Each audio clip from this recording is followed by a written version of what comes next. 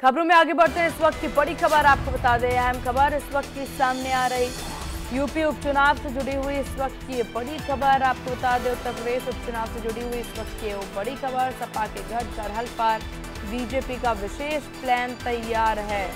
तो सपा के गढ़ पर बीजेपी का विशेष प्लान है तैयार। तो इस वक्त की बड़ी खबर आपको बता दें, करहल में दिग्गजों को चुनावी मैदान में उतारेगी बीजेपी। संघमित्रा मौर्य को बीजेपी बना सकती है प्रत्याशी, सूत्रों के हवाले से इस वक्त की बड़ी खबर।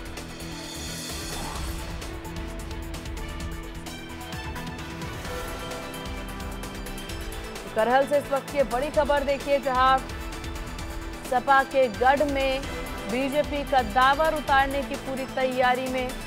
करहल में दिग्गज को चुनावी मैदान में उतारने की तैयारी में है भाजपा। तो ये बड़ी खबर आपको बता दें इस वक्त की करहल से, जहां करहल में कद्दावर को जमीन यहाँ चुनावी मैदान में उतारने की पूरी तैयारी में बीजेपी नजर आ रही है।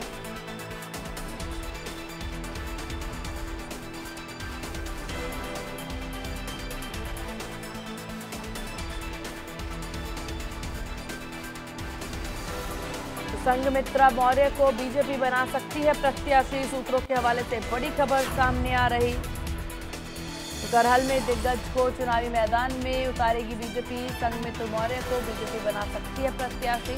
एसपी सिंह बघेल की बेटी सलोनी बघेल का नाम पर भी चर्चा जारी है। शिवम चौहान, अशोक चौहान, योगेश प्रताप बघेल के नामों पर भी चर्चा जारी है। तो ये कई सारे नाम जिन्हें करहल से चुनावी मैदान में भाजपा उतार सकती है।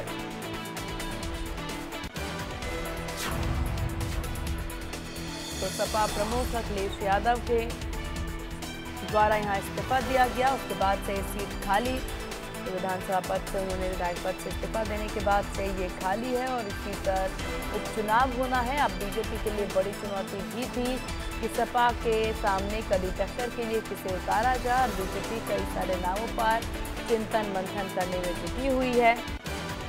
वो नाम भी एक एक करके हमने आपको बताया, जहां संघमित्रा मौर्य को लेकर के भी चर्चा काफी ज्यादा तेज नजर आ रही है और सपा के गढ़ करहल पर बीजेपी का विशेष प्लान तैयार किया जा रहा है।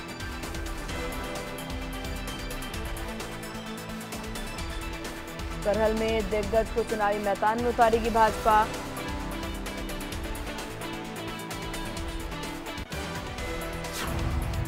तो बड़ी खबर आपको बता दें, जहां यूपी उपचुनाव से जुड़ी हुई इस वक्त की बड़ी खबर। करहल से चुनावी मैदान में दिग्गज उतारने की पूरी तैयारी में बीजेपी नजर आ रही है।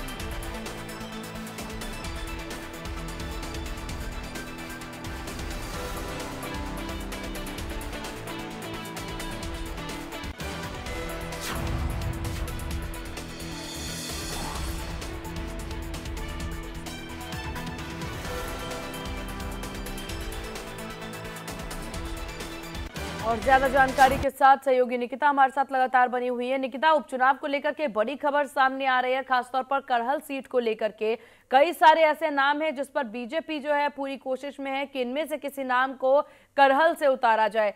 क्या लग रहा है इन नामों को लेकर के, खासतौर पर यहाँ पुष्पमित्रा मौर्य को लेकर के? देखिए, क्योंकि करहल की अगर बात की जाए बाय इलेक्शंस को लेकर के, तो कहीं ना कहीं समाजवादी पार्टी का ये गढ़ रहा है।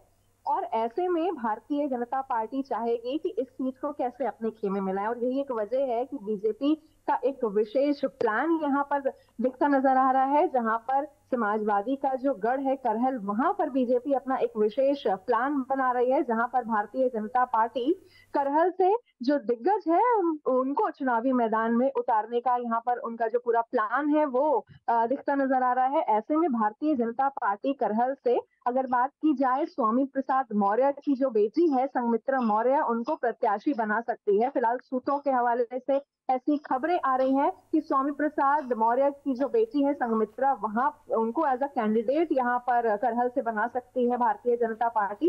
साथ ही करहल से अगर बात की जाए, एसपी सिंह बघेल जो है, उनकी बेटी है सलोनी बघेल, उनका भी नाम को लेकर के फिलहाल चर्चाएं बाजार में बनी हुई हैं कि किस तरीके से भारतीय जनता पार्टी करहल से कौन सा ऐसा कैंडिडेट यहाँ पर उतार सकती है। तो फिलहाल इन नामों को लेकर चर्चा है। साथ ही लेकिन निकिता देखिए, नामों को लेकर के जरूर चर्चा है, लेकिन करहल सीट पर अगर चुनावी समीकरणों की बात कर ली जाए, भाजपा की स्थितियों को लेकर के बात कर ली जाए, यहां से सपा का ये गढ़ है, हमेशा से सभी को पता है, सपा काफी मजबूत है इस सीट से। तो क्या लग रहा है बीजेपी की क्या स्थितियां साफ होती नजर आएगी इस उपचुनाव में?